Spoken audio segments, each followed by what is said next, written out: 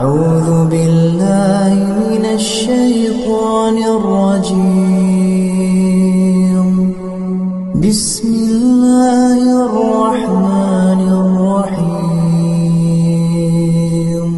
سواء منكم من أسر القول ومن جهر به ومن هو مستخف بالليل وسارب بالنهار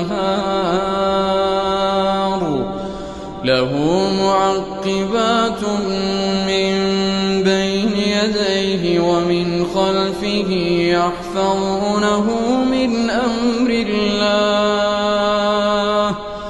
إن الله لا يغير ما بقوم حتى يغيروا ما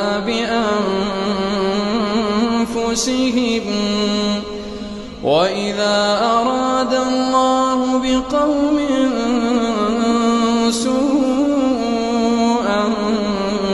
فلا مرد له وما لهم